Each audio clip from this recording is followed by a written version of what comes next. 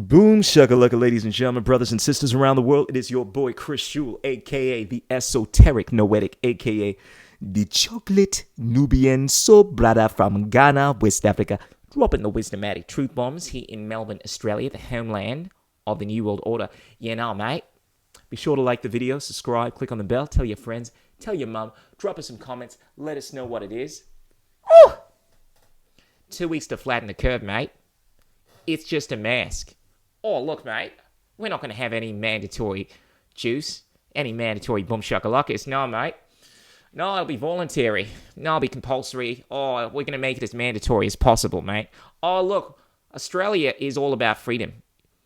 We're going to make it as mandatory as possible, but you're going to have your freedom.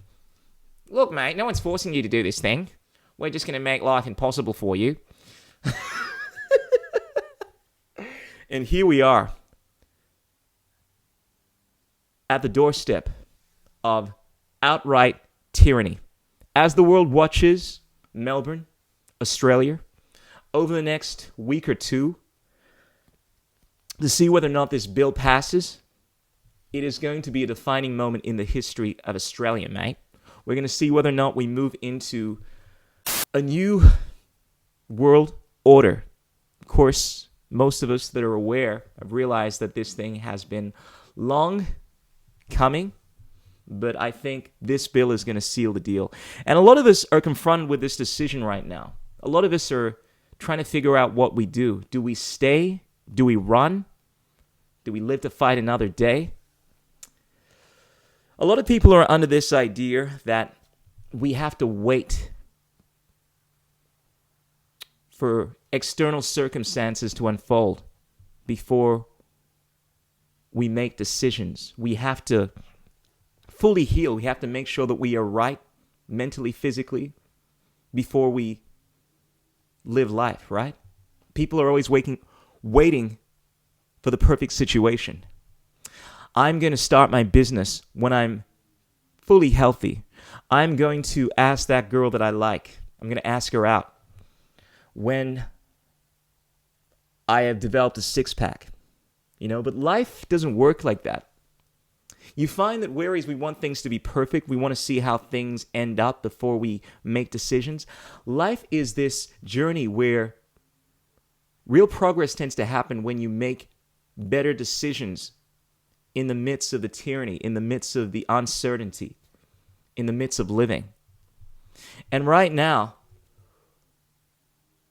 I've realized that rather than being reactionary to what is going on, I'm going to be proactive. I'm going to be the conspiracy theorist and see what is coming. Because, ladies and gentlemen, it does not take a soothsayer to see what is coming. Oh, look, mate. Oh, the booster shots. Yeah, look. Oh, look. We got to do this thing every 6 months. I mean, it's only a jab. And it's just in order to get your freedoms back, in order to be safe. Look, mate, we just got to do it. It's I don't want this thing any more than you do, but look, in order to be free, you just got to do the jab. So we've gone from you crazy conspiracy theorists. You think we're gonna have boom shakalaka passports? To look, mate, it's just a boom shakalaka passport.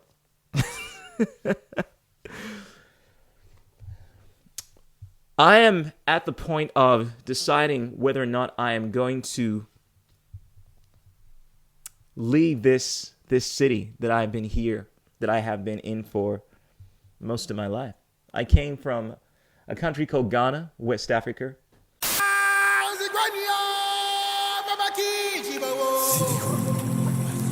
Quite a while ago. About 30 years ago now. And this place is an amazing place. I love Australia. I love all the bogans. Yeah, mate, how you doing, Blackie? Oh, look, you're cool. I like you. Can you show me how to dance? I love Aussies. But I gotta be real with you. What I've been seeing over the last 18 months has been disappointing. And granted, I realize this is going on everywhere. I think this she'll be right, mate attitude is going to be the death of us. Now, I realize that there are a lot of Australians, a lot of these true blue Aussies that are really standing against this tyranny, that are not down with this New World Order agenda. But it seems that the vast majority of the people here, particularly in Victoria, seem to have fallen into this it's safety mentality because of their ignorance, willful ignorance of history, of philosophy. They're quite willing to allow their governments to reenact the same mechanisms that have led to the fall of many civilizations throughout history and has led to the worst human rights violations. I mean, we see all of the signs here. And I think it's undeniable now, regardless of what camp you're in, to realize that what is going on is inescapable. These are the conversations I'm having with people, man. Normal people that I see, they're not happy with what's going on. They think this stuff is weird, but they're just going along because, look, mate, well, I got to do what I got to do. I ran into an old friend of mine yesterday. As I was doing my delivery rounds, I saw this guy, beautiful man. His name's Mandela. And this guy sees me and is like, yo, Chris, you're my brother. And I'm like, oh, my man, I hadn't seen this guy in almost 2 years now. Because I left work. I was working part-time at this call center at ANZ a while back when this thing popped off, essentially. Because I had some vocal conditions, and I ended up taking a lot of time out and then I ended up leaving. But bottom line is, I saw this guy, hadn't seen him since then, and he wanted to talk to me. Boy, did he want to talk to me, because he knew that I've been speaking about conspiracy theories for a long time. People know me as the guy that's always dropping the conspiratorial, wisdomatic truth bombs at work, the guy that just won't shut up. And he's like, bro, I know you got some opinions on what is going on, man. We've been talking about this every day, and I was thinking, oh, that boy Chris Schul, bro, I'm sure he knows, he's got to have some thoughts on what's going on. And like, over the next 15, 20 minutes, I ended up being late for my delivery, mind you. I was on a route to deliver, but when I get caught up in a conversation, I get deep. But we spoke about what was going on, and then he told me that, look, he didn't want to do this thing, that because he changed jobs, he's working in construction, he had to take the jab. He reluctantly took it, and shortly after he taking this thing, he had a massive heart condition. Now, I got to tell you, my boy Mandela is as fit as it gets. He is a national boxer. He is built like a black Adonis. He is I think he's from Sudan. He's this incredibly tall, incredibly strong. He looks like a warrior. This guy is incredibly fit, all right? And, he's in his early 30s, perfect health condition. And he told me that, like, he went to see his GP because he was having some massive heart issues after he had this thing. And the GP told him to go to the emergency room after he explained what was going on. He gets there. Long story short, they try to tell him that, look, this thing is pretty rare. And he tells me that there were all these people in the hospital that were there for the same issue that he was there for. He just taken the Vazoo, boom shakalaka, you know what I mean? And they were having conditions, adverse reactions relating to the heart, according to him. And basically, I told him about how I'd been hearing the same thing from so many people, that my closest friend, our next door neighbor, got rushed to the hospital after having some kind of aneurysm shortly after taking the boom shakalaka.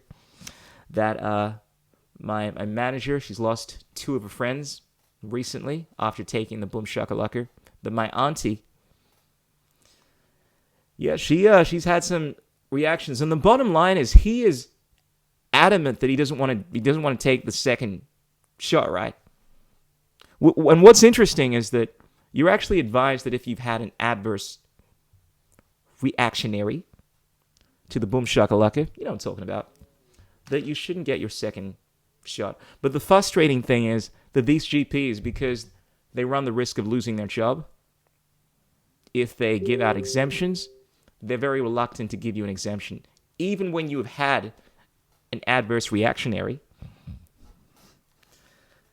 I have heard that they often advise you to try another boom shakalaka. Because not all boom shakalakas are the same. Stop painting with a broad brush, you conspiracy theorists. Try another one.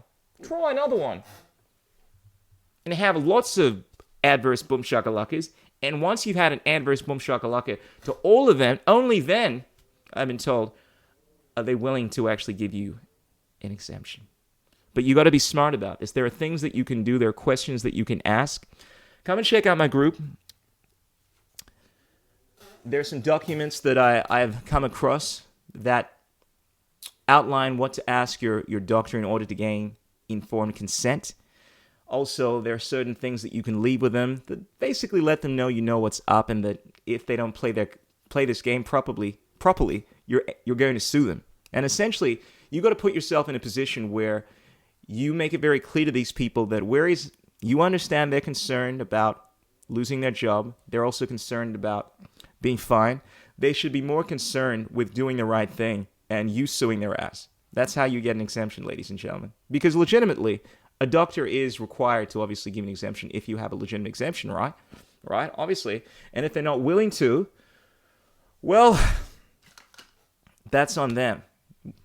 And you just need to be willing to take them to task if they're not willing to play ball.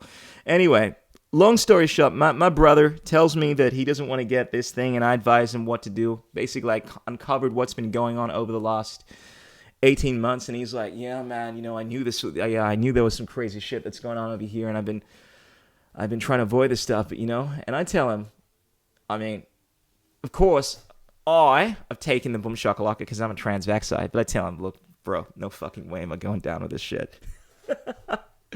And what's interesting is that I know this story is not uncommon. I've heard this story enough times now to know that there are so many people. In fact, you, regardless of whether or not you are a conspiracy theorist or a Momo, you probably know someone that has a story, right?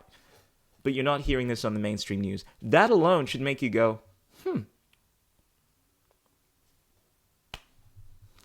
But this is where we are. Just yesterday, I watched someone live.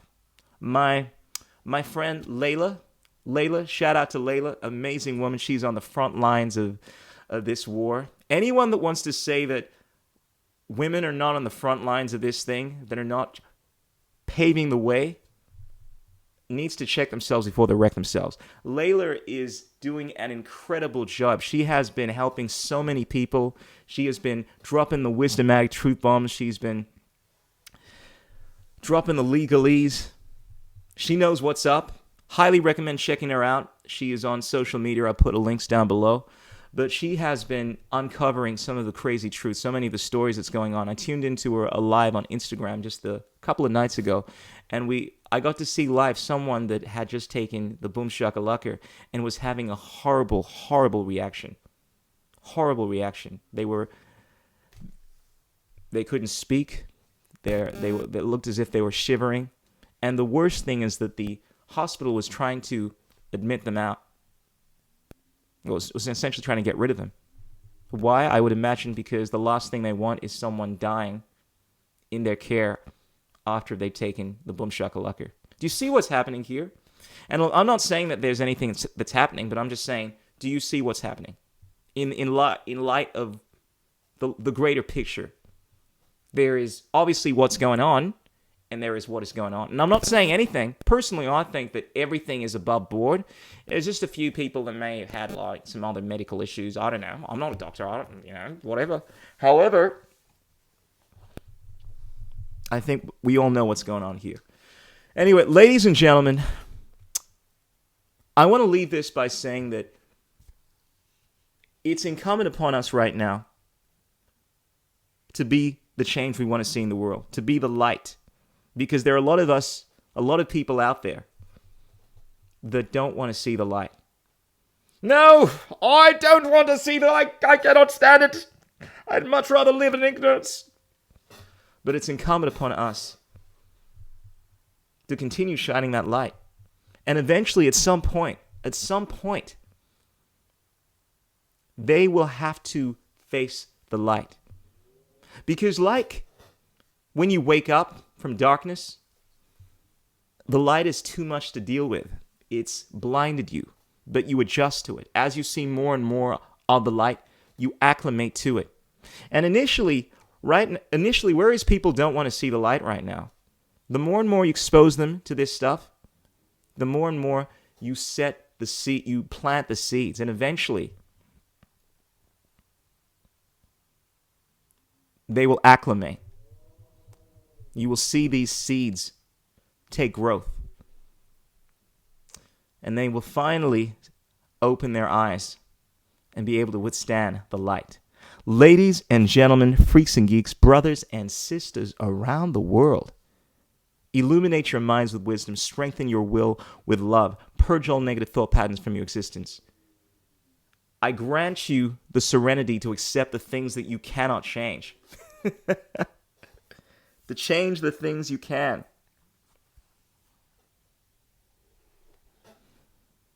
Have the wisdom to know the difference. But it's incumbent upon us at this point in time to be willing to make decisions, even though we are in the heat. We're experiencing the fires of hell. Life is about making uncomfortable decisions. Waiting for that perfect moment, waiting for things to subside, is not always the best approach. Things may never subside, ladies and gentlemen. If you're waiting for everything to go back to normal before you decide to make moves, you may find it's too late. I'm going to leave it there. Be sure to tell your mom, tell your friends, drop us some cryptocurrencies. Check us out on Hive. That's where I'll be posting all of my links at the moment. And remember, there are 3 things that cannot remain hidden for long: the sun, the moon, and the wisdomatic truth bombs of the chocolate Nubian soul brother. Ow!